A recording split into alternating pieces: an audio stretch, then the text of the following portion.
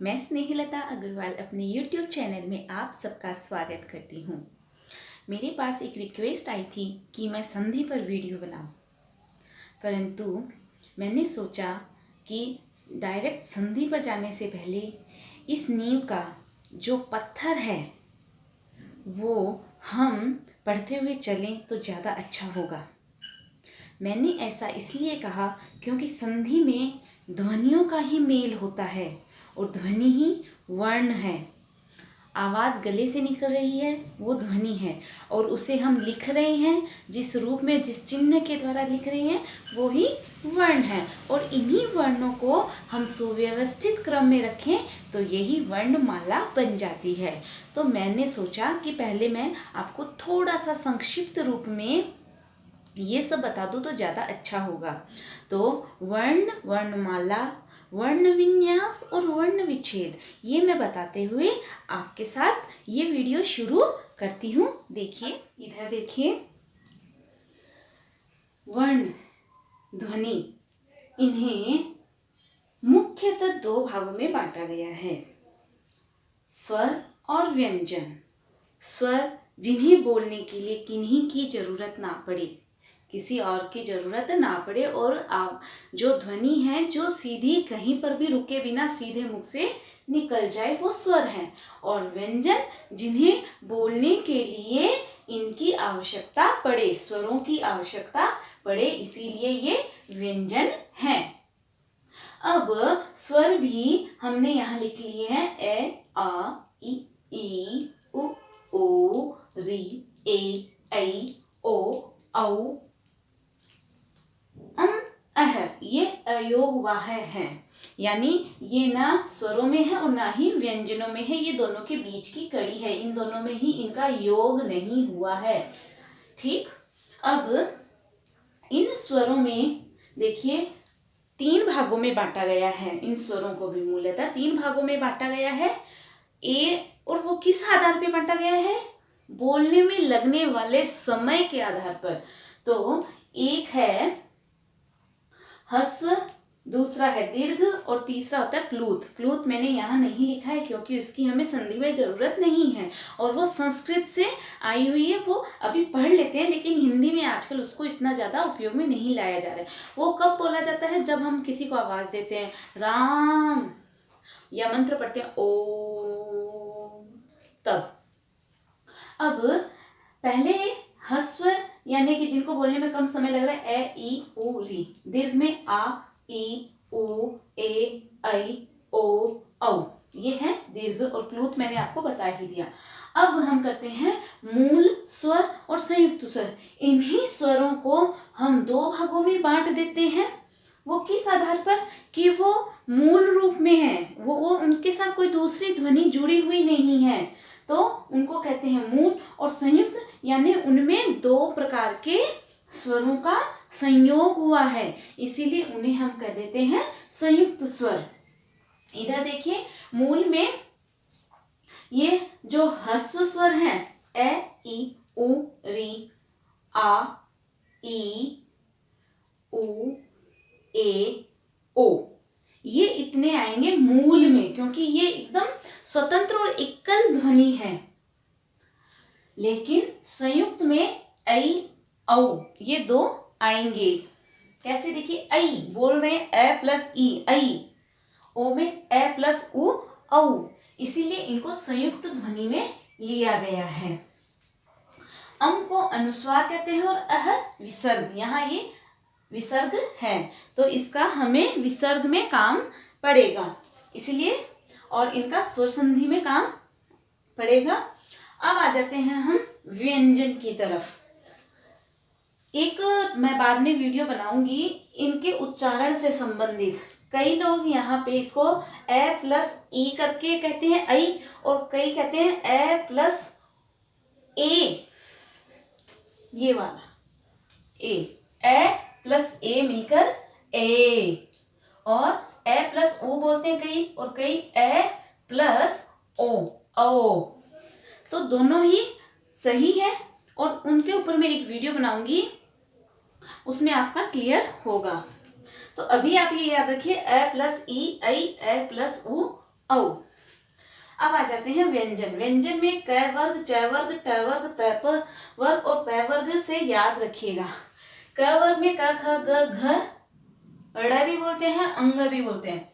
च छ ज झ ञ, ट ठ ड ढ ण, त थ द ध न, प फ ब भ म, य र ल व, श श स ह क्ष, त्र ज्ञ श्र। इनमें ये क वर्ग जब आए तब आप समझ जाइएगा कि इसकी बात हो रही है। च वर्ग आए तो इससे समझ जाना कि इसकी बात हो रही है। ट वर्ग से इसे समझिएगा, त वर्ग से इसे और प वर्ग से इसे समझिएगा।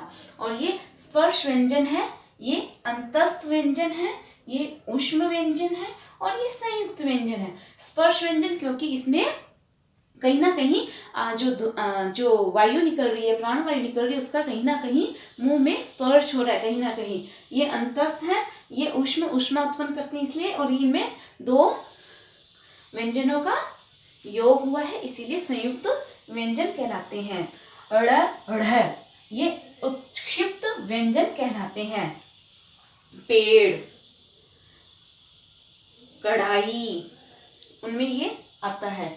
अब देखिएगा श में क्या क्या जुड़े हुए हैं। आधा क प्लस श, क्ष। त्र में आधा त प्लस र, त्र।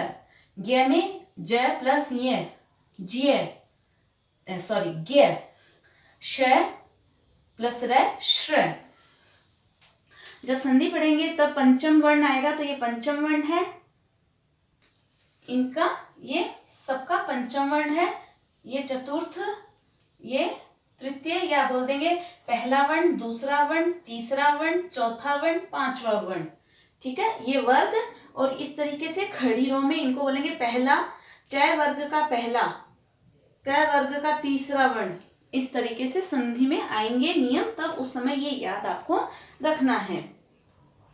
अब आप एक चीज और देख लीजिए कि जब हम इस तरीके से लिखे हैं तो इसका मतलब ये पूरे हैं, यानी इनमें ए की ध्वनि छुपी हुई है बोलते समय, क, क्योंकि ए के बिना बोला ही नहीं जाएगा ये, इसलिए क, ख, ग, घ। लेकिन और इसके आगे हम यदि ये ऐसे हल का चिन्ह लगा रहे हैं लिखने में, इसका मतलब ये आधे हो गए हैं। ठीक, इनमें से ए निकाल लिया गया है। इतनी चीज आपको याद रखनी है। अब इसके बाद में हम चलते हैं वर्णमाला कंप्लीट करने के बाद में चलते हैं वर्ण विन्यास। अब देखिए, मैंने वर्ण विन्यास और वर्ण विच्छेद समझाने के लिए कुछ उदाहरण यहाँ लिख लिए हैं, जरा ध्यान दीजिएगा। उससे पहले मैं आपको मात्राओं के बारे में और बता दूं तो मेरे हिसाब से अच्छा रहेगा। ए की कोई मात्रा नहीं है, आ की मात्रा ई, बड़ी ई, उ, बड़ा उ, री, ए, ऐ, ओ, औ, अह। अह में दो साथ में यहाँ लग जाएगा। जैसे उदाहरण के तौर पे मैं क जोड़ के बता देती हूँ। का, की, कु, कु, क्री, के, कई, को, कौ, कम, कम, कह। ठीक है, तो अब ये मात्राएं जानने के बाद में यहाँ पे देखिए ध्वनियों को अलग अलग रखा गया है। उनमें स्वर ध्वनि भी है और व्यंजन ध्वनि भी है। तो देखिए, आधा क है, ये ए जुड़ गया है तो बन गया है क। मैंने बताया था ना, हलंत हट जाएगा तो ये लग जाने से हलंत हट गया, हल भी बोलते हैं इसको। फिर ल आधा है, उसमें जुड़ गया ए तो पूरा ल। फिर मैं आधा है, उसमें ए जुड़ गया तो पूरा बन गया कलम। ठीक, अगला है ग। ग ध्वनि में आ की मात्रा, आ की मात्रा देखिए, आ। फिर ज, ज में ए की मात्रा। ठीक, यानी हल हट गया और नीचे कुछ नहीं रहा।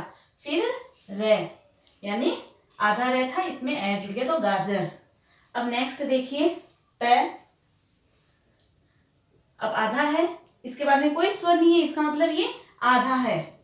फिर इसमें रे, तो रे के बाद में ए, यानी रे पूरा है, तो जब रे पूरा होगा तो वो नीचे आ गया है आधे पै के, और ए की मात्रा, ठीक, या हम इसको ऐसे भी कह सकते हैं आधा पै, फिर रे, उसके ऊपर ए की मात्रा, फिर मैं में ए जुड़ गया, तो ये ऐसे बना।